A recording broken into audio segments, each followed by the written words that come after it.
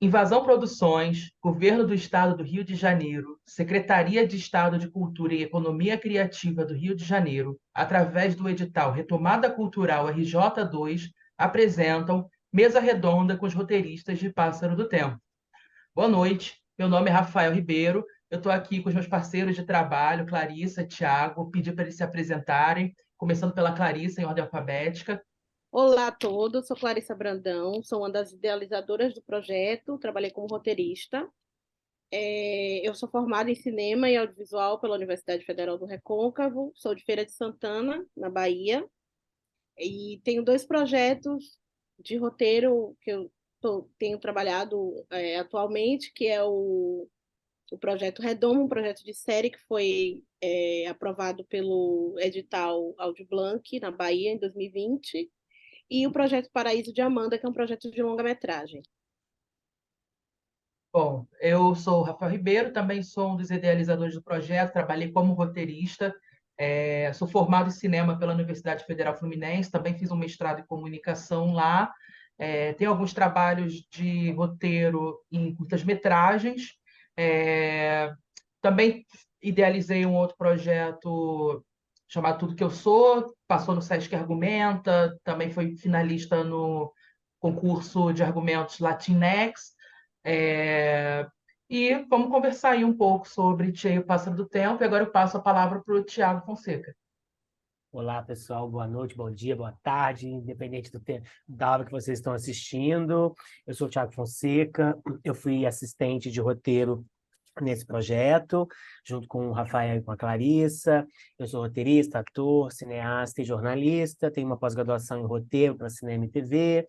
Sou bacharel em comunicação social, sou ator formado pela Faculdade Cal de Artes Cênicas e fiz cinema na Academia Internacional de Cinema, no Rio de Janeiro.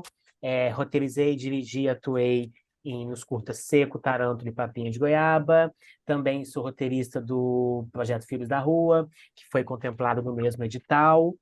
E já escrevi séries já fui assistente de roteiro em séries para Multishow, Paramount, Netflix. Estou muito feliz de estar aqui com os meus parceiros nesse projeto tão bonito e tão legal. Então, volta a palavra aí para o Rafael. Bom, passada aí as apresentações, vou falar um pouquinho sobre o Tia e o Pássaro do Tempo, para a gente introduzir esse assunto. O roteiro já está disponível nas redes sociais da Invasão Produções, assim como o projeto executivo. Então, vou dar uma lida aqui na sinopse para a gente introduzir um pouquinho como foi começar a idealizar esse projeto, como é que a gente construiu. Então, vamos lá. A sinopse é a seguinte. Após sonhar com a falecida bisavó, Thier recebe a avó Fátima, uma antiga joia de família, o amuleto Sankofa. Fátima leva Thier ao Museu de História e Cultura Afro-Brasileira para uma reunião sobre a exposição Maria Filipa, Heroína da Independência, que Bisa estava ajudando a organizar. Jefferson, o novo funcionário, quer mudar o tema, porque acredita que Maria Filipa não existiu, e irrita Thier, que quer manter tudo como Bisa planejou, deixando Fátima em um impasse, já que Jefferson é uma autoridade. Em casa, Maria Filipa, a mãe, se sente culpada por trabalhar demais e não poder dar atenção a Thier. Após reclamação, Maria programa um café da manhã especial enquanto Fátima estiver no museu. Porém, seus planos são frustrados e ela precisa deixar Thier sozinha em casa. Só, Thier decide voltar ao museu. Lá ela segue um carcará até um portal do tempo. Thier acorda confusa, rodeada de crianças, incluindo Ada e Inácio. Está na ilha de Itaparica, em 1823. Thier é levada até Faiola, que define que Maria Filipa, a heroína, deverá ser guardiã da criança até ela cumprir uma missão. As duas não se dão bem. Thier é teimosa e não aceita as obrigações que lhe são dadas. Tentando encontrar o portal para casa, Thier se fere com folhas de cansanção, quando é revelado à menina que o portal só será reaberto após a missão de Tia na ilha ser finalizada. A contragosto, Tia se estabelece no local, fortalece suas relações com a comunidade, se tornando grande aliada de Maria Filipa. Juntas, enfrentam seus inimigos e escrevem um capítulo importante para a independência do Brasil. Bom, esse projeto ele passou na linha, né, de comemoração dos 200 anos da independência. É um projeto infanto-juvenil. A gente está planejando realizar ele em animação e partiu de um desejo, né, da gente falar sobre a independência do Brasil, não do ponto de vista de como a história tradicional foi registrada, mas sim do ponto de vista do povo, das pessoas que participaram desse movimento da independência, mas que não estão necessariamente nos livros de história. E aí a gente começou a pensar nas possibilidades dessas histórias, e para mim me interessou muito as guerras de independência de outros lugares que não fossem o Rio de Janeiro. E como é que poderia se fazer uma interseção entre esses dois lugares. Afinal de contas, o Rio de Janeiro era a capital, era onde a família real morava, mas também era um lugar por onde passavam todos os tipos de pessoas, né? Vinham pessoas de todas as partes do Brasil para cá, e por isso também foi aí que a gente decidiu que a tia tinha que morar nessa região da Pequena África, no Morro da Conceição, que é um lugar muito rico de história, mas que essa história não era explorada até muito recentemente, até as obras das Olimpíadas, quando esse tesouro foi descoberto. Por exemplo, o Cais do Valongo, uma série de histórias que estavam ali apagadas emergiram, né? Então, a ideia do projeto é, resgatar também, né, a história do próprio Brasil através desse resgate dessa região, por onde muitas pessoas negras vieram, né, de todo o Brasil, depois da independência, depois da abolição da escravatura. Então, é do nosso interesse explorar essa região e, a partir disso, criar um link com essas guerras da independência. E aí a gente escolheu trabalhar, né, com a independência da Bahia, que foi justamente quando se começou, né, a se buscar de fato essa independência. Aí vou passar a palavra aqui para a Clarissa falar um pouco, né, sobre essa questão da independência da Bahia, afinal ela é baiana, ela tem um domínio maior sobre o assunto. Clarissa, passo a palavra para você.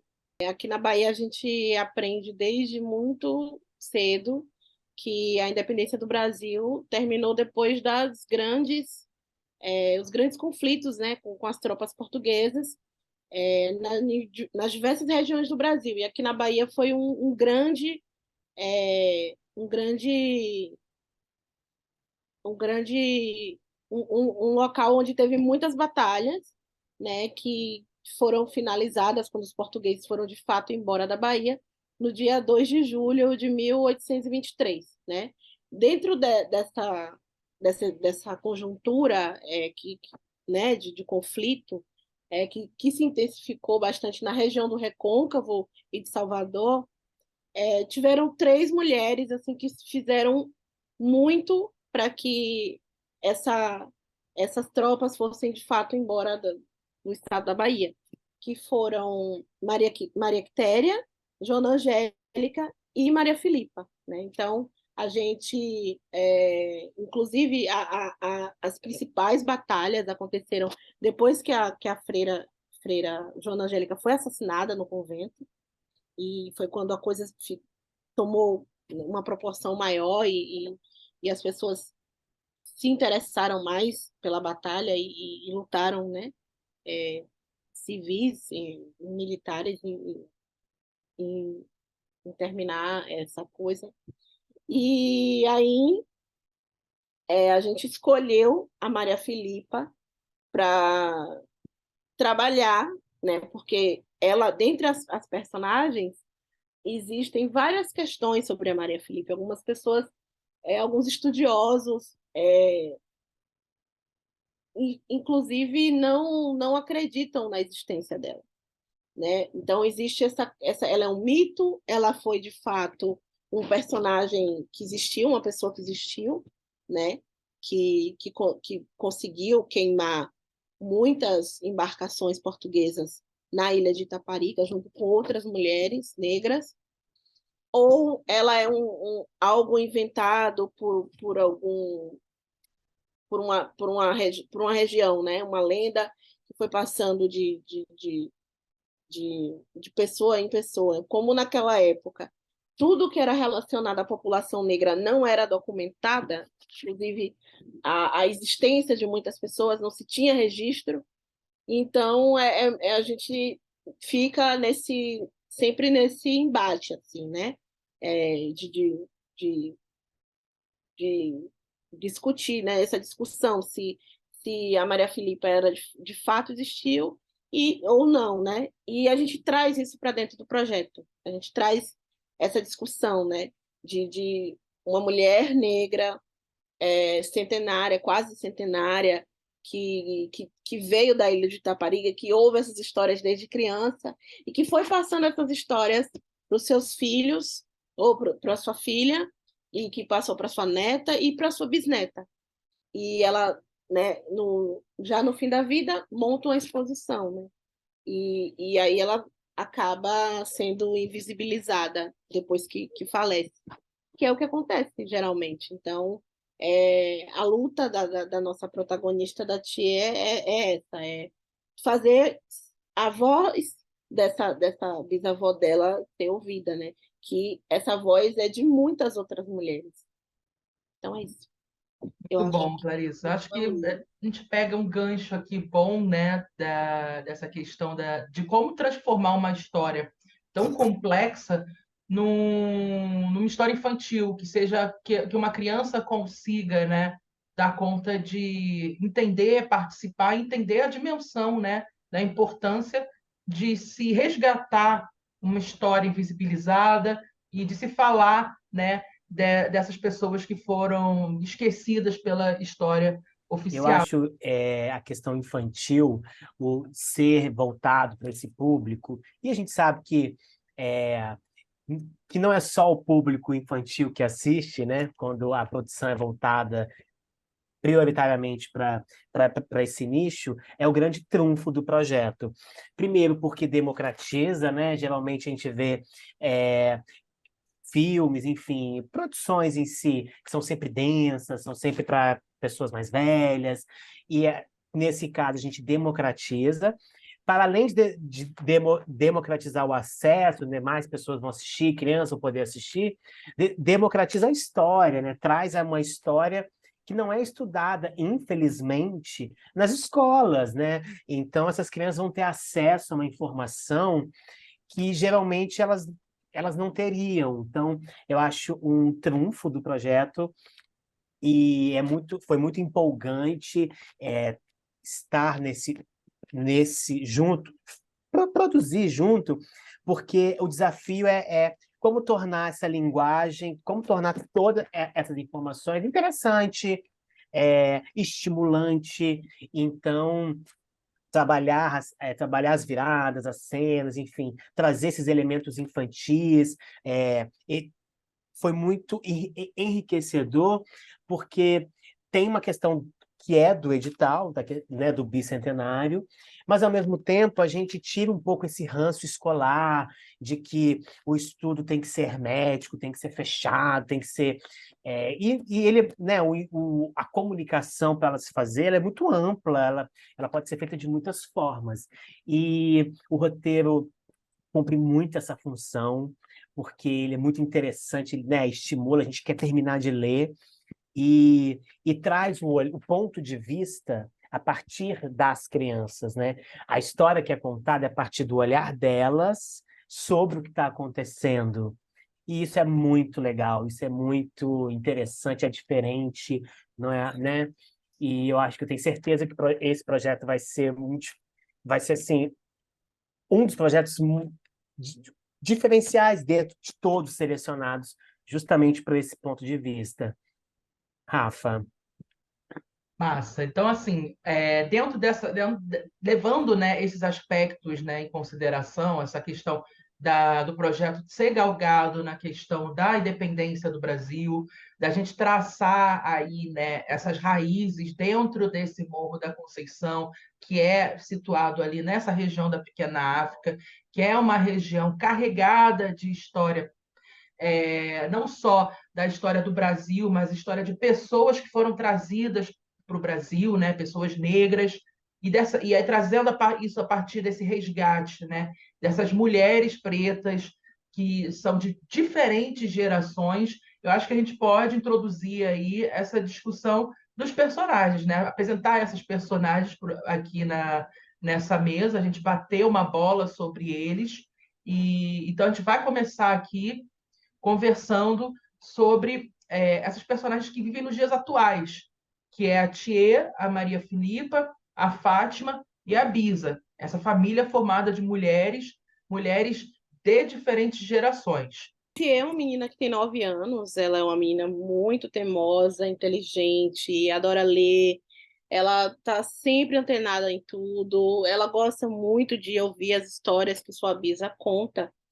E elas têm uma tradição assim de ficar ou uma contando história para outra, seja a tia contando o seu dia a dia, a Bisa contando suas histórias antigas de quando era criança, na ilha de Taparica, vendo as estrelas.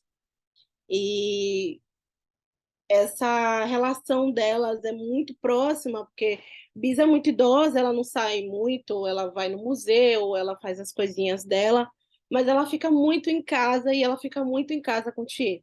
Então, quando o Thier perde essa figura, ela fica muito, se sentindo muito sozinha, porque a avó dela tem a realidade dela, trabalha, a mãe trabalha muito, e ela sente essa falta dessa convivência mais próxima com a mãe, da mãe saber do que ela gosta, delas fazerem alguma coisa juntas. É muito raro esses momentos assim.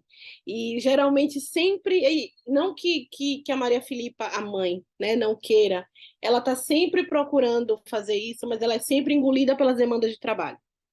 Então ela não tem isso muito, né? Existe esse conflito ali, né? Que é essa questão da urgência, que a gente, nós, pessoas negras, temos essa questão. A gente vive em urgência.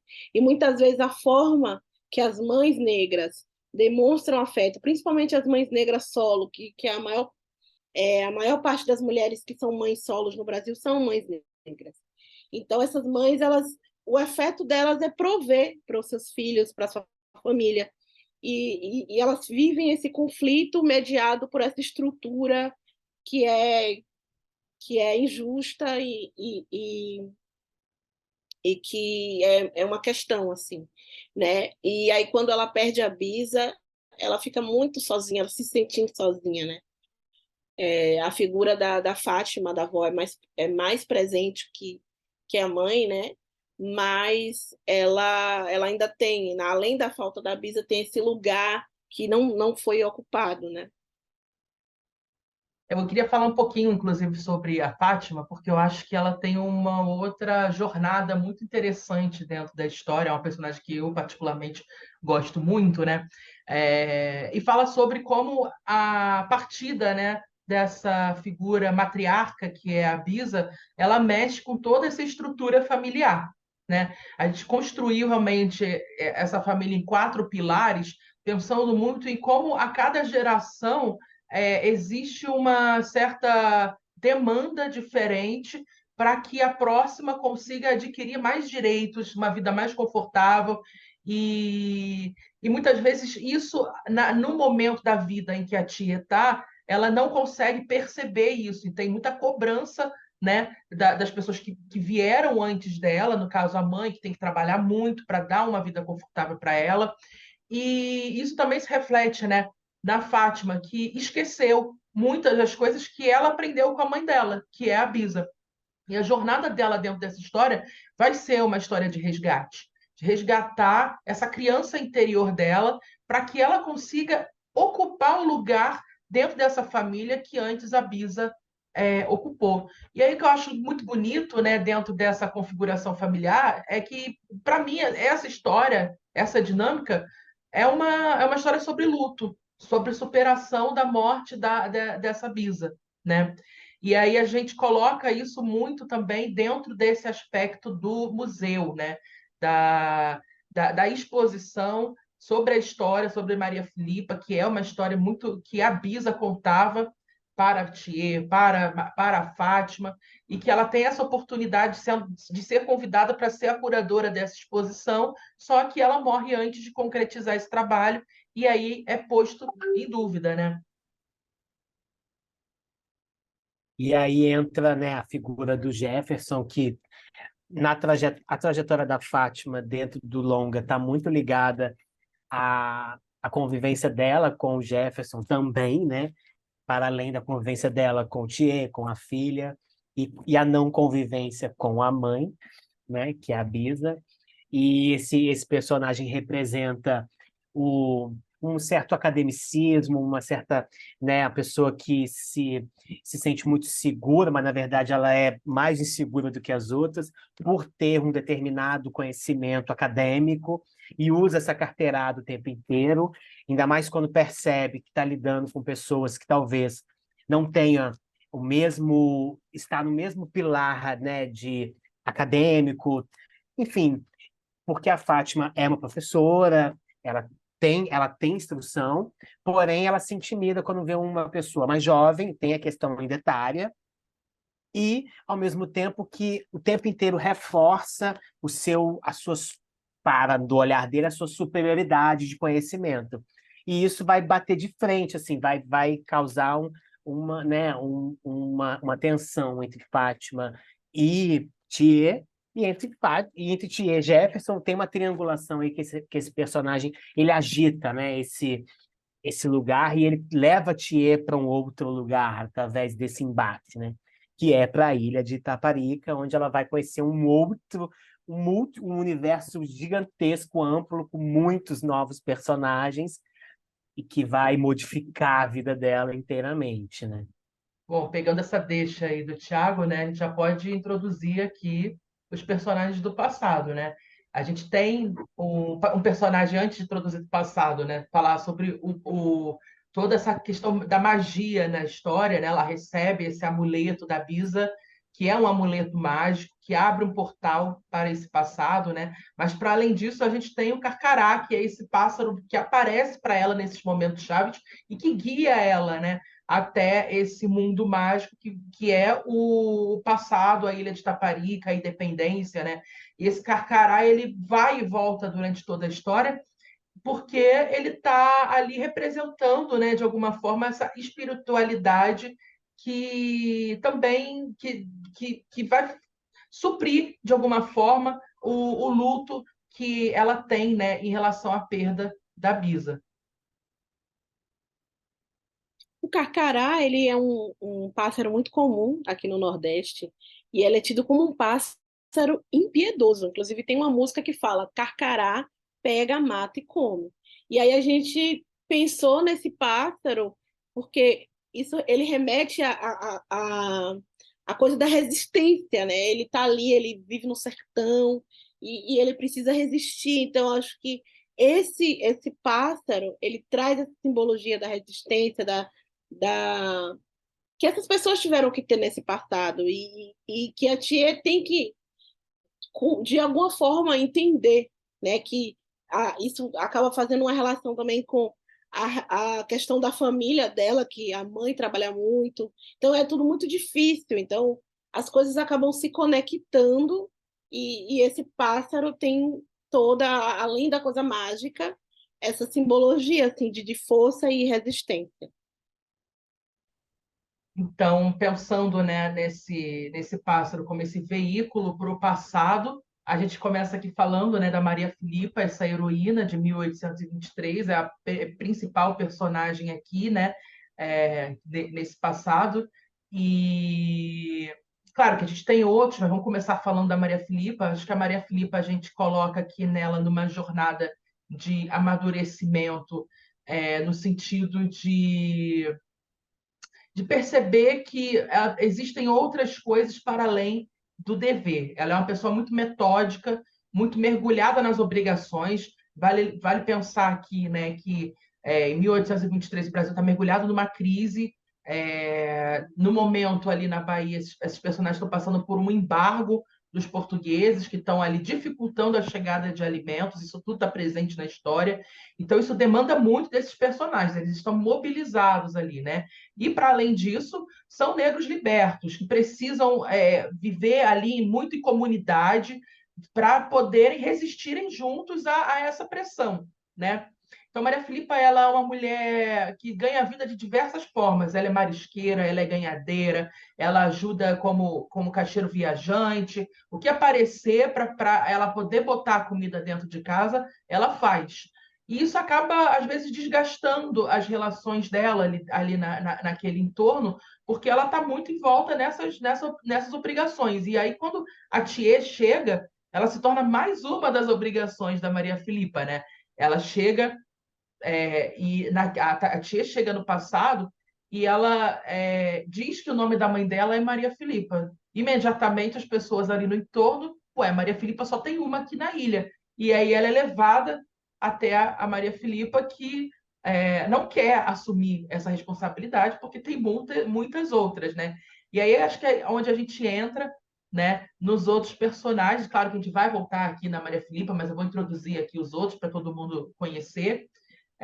Temos a Tomásia, que é uma tia de duas crianças, a Ada e o Inácio, que são que vão se tornar amigos, né, da tia nesse ambiente. Todos eles ali são moradores do convento, que é uma residência comunitária de trabalhadores.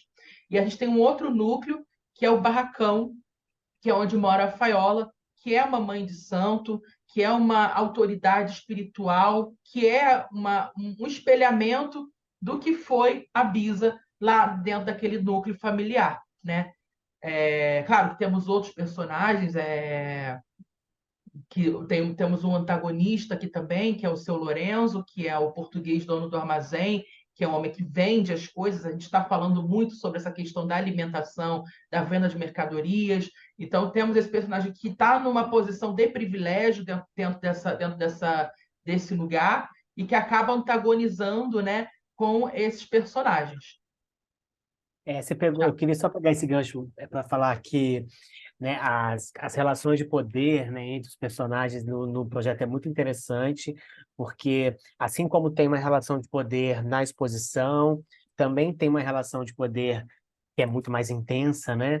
Que esses portugueses, o dono do armazém com seu filho, detém vários privilégios, a vida deles é muito mais fácil ali, os embargos não chegam até eles, e é legal né, lendo o roteiro, vendo como que isso como que isso está ali presente e é algo que a gente, né, que está aí percorrendo anos, séculos, e até hoje estamos discutindo as mesmas coisas, falando das mesmas coisas, né?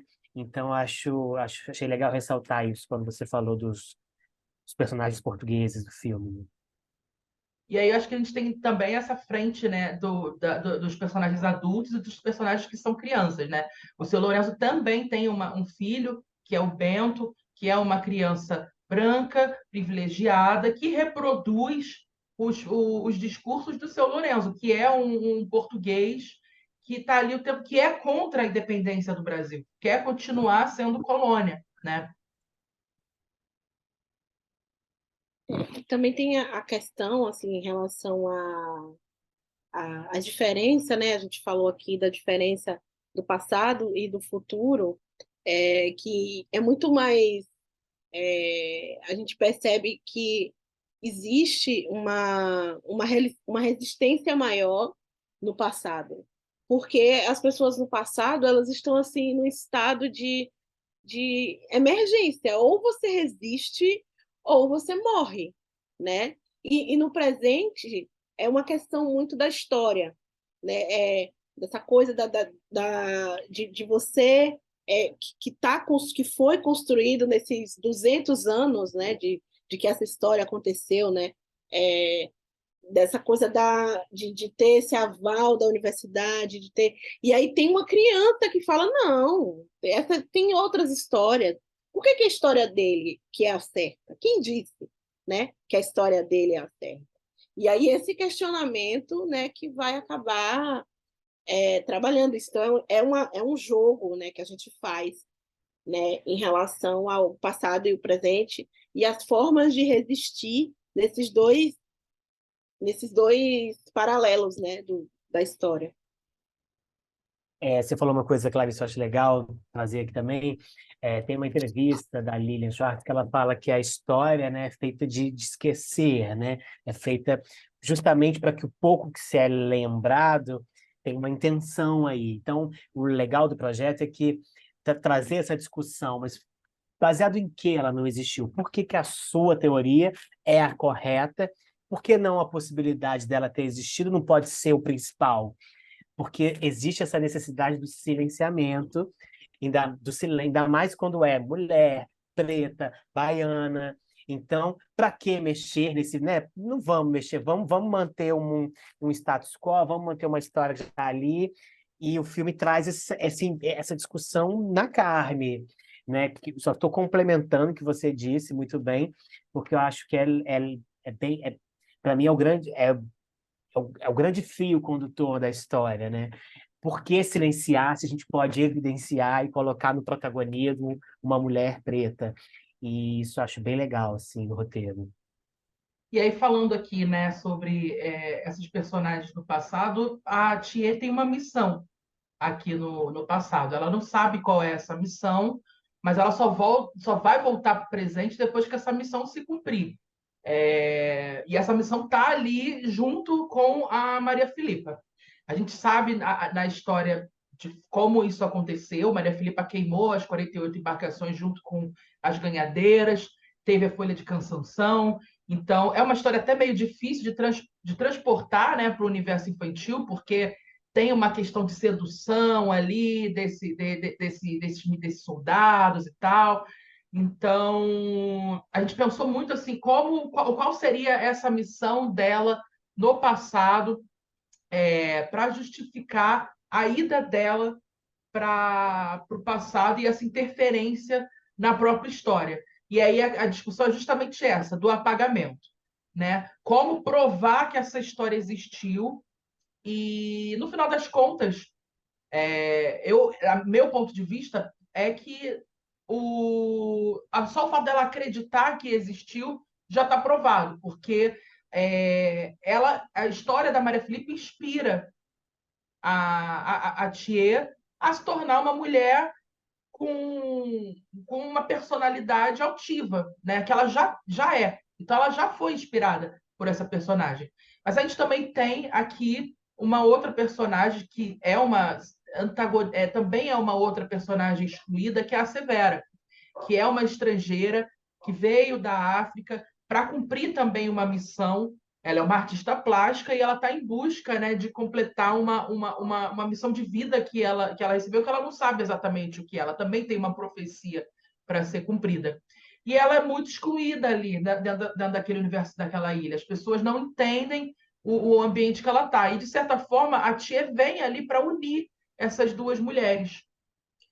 No final das contas, a Severa pinta e registra a história, né? Essa história é registrada pelo próprio povo.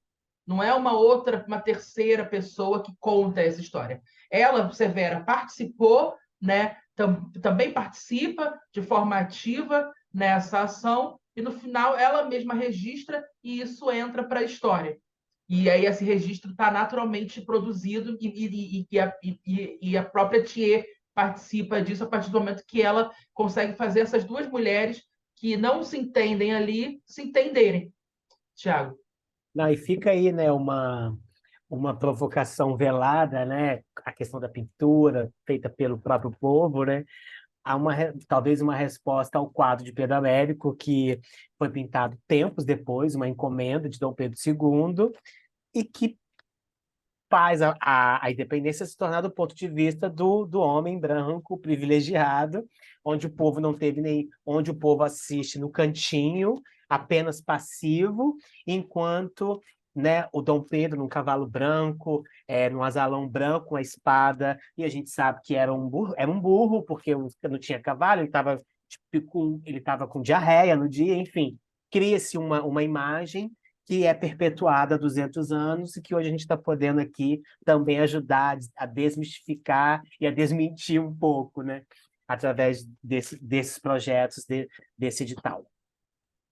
Eu acho que é legal pensar assim, já que é necessário se provar a existência dessa mulher a partir de meios que muitas vezes que não são possíveis de serem averiguados por conta do apagamento histórico, aqui a gente tenta resgatar, fazer com que esses próprios meios se embolem, porque a própria história oficial, que você acabou de dizer, também é feita de mentiras. Então, não importa se é verdade ou não. O que importa é a história que foi contada. Então, se precisa que um quadro seja pintado, aqui a gente usa do mesmo artifício, né? Só que lá no passado, como se fosse como se a história fosse consertada, né?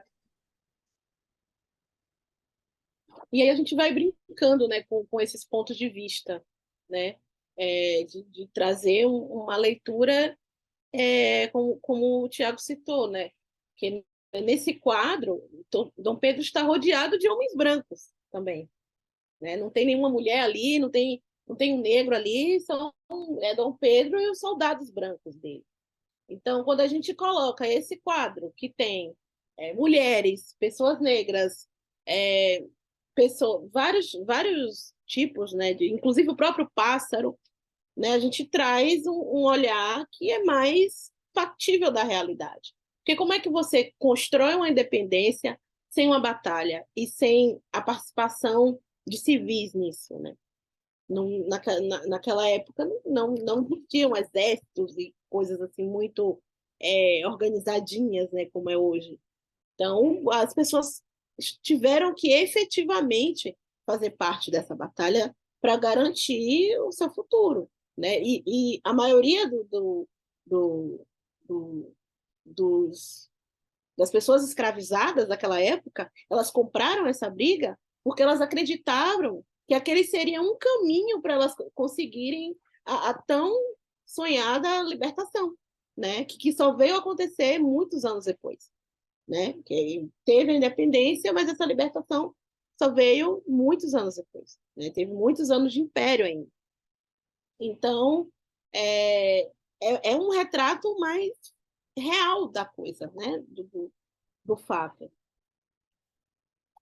Exato. Acho que é importante, né, olhar exatamente isso que você está falando, né, da participação das pessoas e a motivação delas, né, que é a liberdade, e é a liberdade em diversas esferas, né?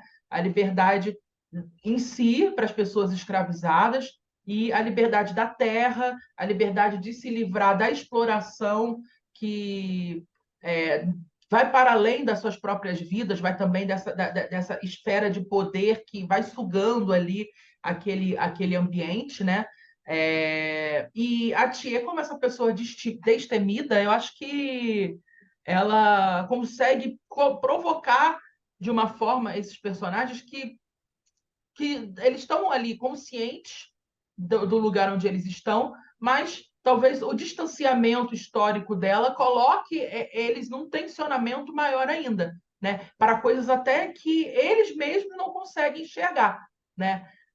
Em relação, por exemplo, ao trato das crianças e dos adultos. Então, a gente tem a Ada e o Inácio, que são duas crianças da idade da Thier ali, a Ada é um pouquinho mais nova, né? Mas que tem essa diferença, porque enquanto a Thier está acostumada a ter uma vida confortável, que é uma vida no século XXI, essas crianças estão acostumadas a ir para o batente, elas não estudam, elas estão numa posição que elas precisam colaborar de igual para igual ali, né, com aqueles adultos. E, ao mesmo tempo, isso é importante para a Thier, porque a partir dessas obrigações que ela precisa assumir ali no passado, ela começa a entender um pouco a mãe, todos os sacrifícios que a mãe precisa fazer para conseguir trazer esse conforto para a vida dela, né? Que aquilo ali não é algo naturalizado.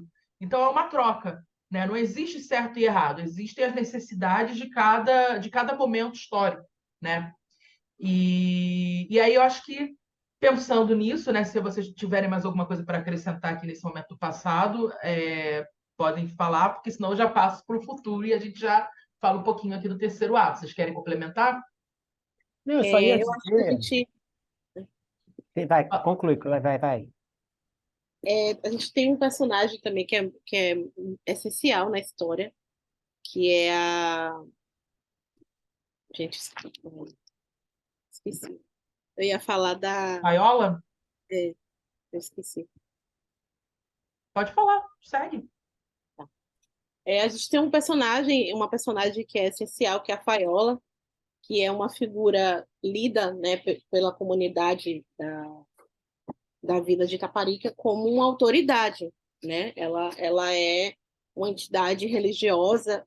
A gente não aprofunda muito isso, mas é uma questão assim que está ali, né? Que também tem a questão do pássaro, tem a questão do amuleto e essa personagem ela tem esse papel assim de manter o equilíbrio espiritual do lugar, né? Então ela é tida como uma mãe por todo mundo e essa personagem que acolhe a Thier, que sabe a missão da família, que meio que faz com que a Maria Filipa fique com a Thier e e tem um momento assim que é crucial assim na história que quando a missão dessa personagem acaba que as coisas tomam outro rumo e que de fato a revolução começa, né?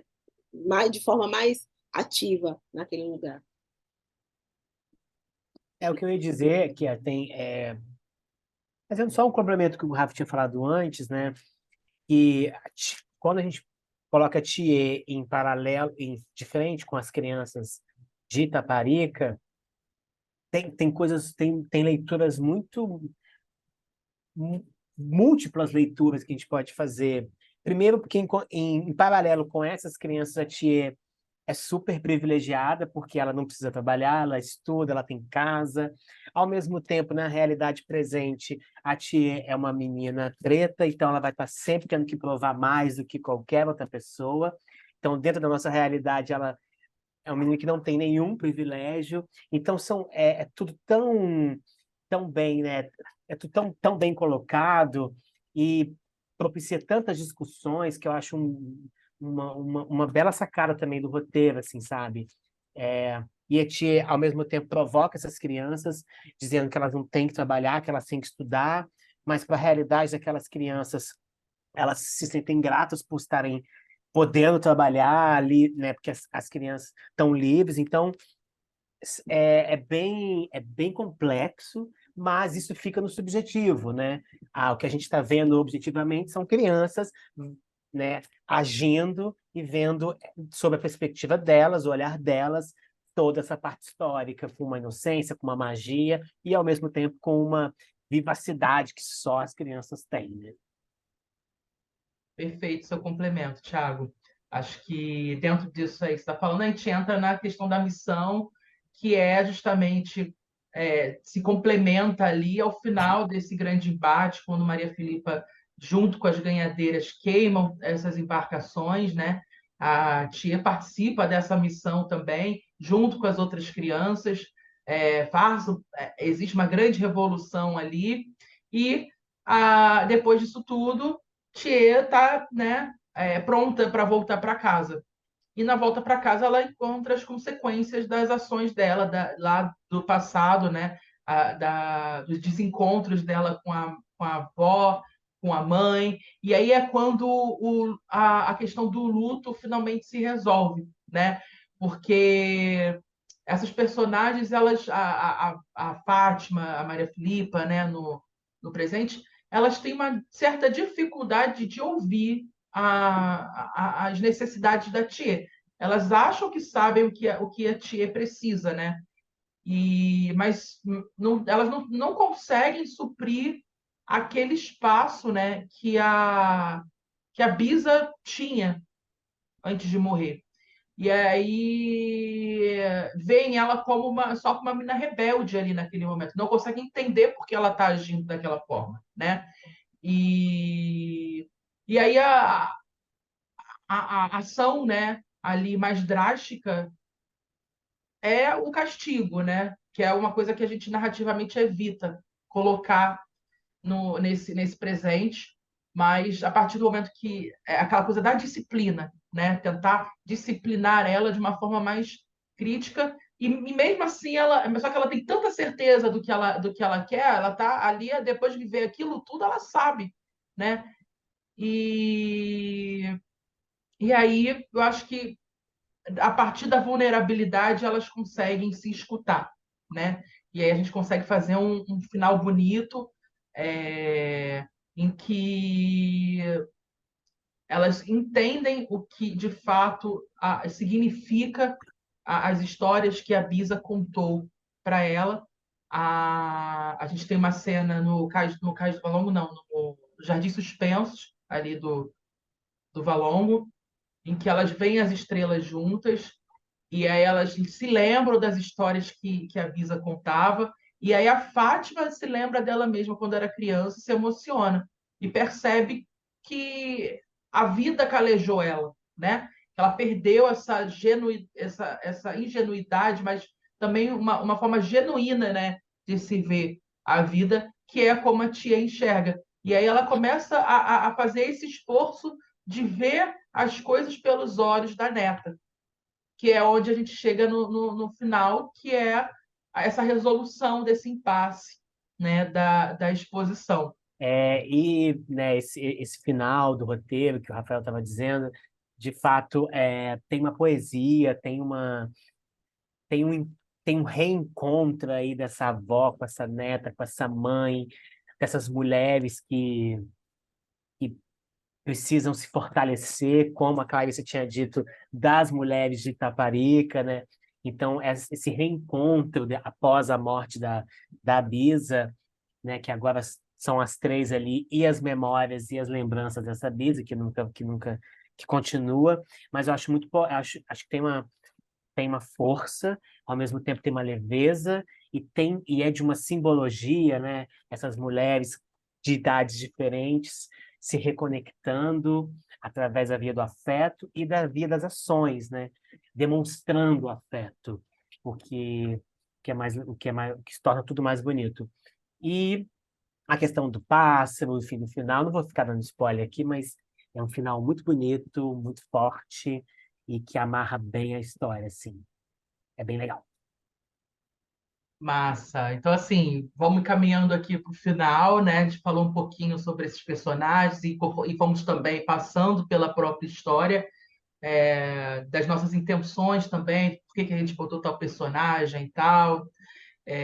Acho que agora cabe a gente falar um pouquinho de como foi essa experiência de escrever, né? Como isso impactou na nossa própria experiência profissional. Então, vou passar a palavra para a Clarissa, depois para o Tiago, e aí a gente vai finalizar aqui essa mesa redonda. Clarissa, a palavra é com você.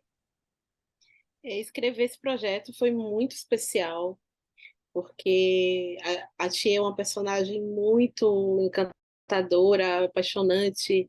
É, todos os personagens ao entorno dela estão construídos de uma maneira que você torce por eles, né? Você quer que eles consigam fazer, você não, talvez se você conhece bem a história real, né, você consegue ter alguns spoilers assim. E foi muito importante, foi muito gostoso primeiro e foi muito importante para mim ter essa possibilidade de escrever, né, de conseguir ter o tempo de fazer uma pesquisa com cuidado, de entender como era que as coisas aconteciam e como traduzir isso de essa coisa da história para um público infantil e de uma maneira narrativa, assim, né, que a gente vai trazendo os conflitos, as questões do lugar de uma forma narrativa e para o público infantil. Então, foi muito gostoso isso, é muito legal. Que tenha mais editais, seria legal que tivesse mais editais de desenvolvimento de roteiro, porque o roteirista precisa escrever, e escrever demanda muito tempo, demanda muita pesquisa, a gente precisa estar fazendo muito reparo, e fazer isso sem nenhum suporte é impossível, é impossível, e eu acredito que a gente só vai começar a ter bons roteiros quando a gente tiver uma cultura mais, né, bons roteiros quando a gente tiver uma cultura de se trabalhar essa parte da escrita com mais profundidade e que editais de desenvolvimento eles possibilitam que a gente faça isso.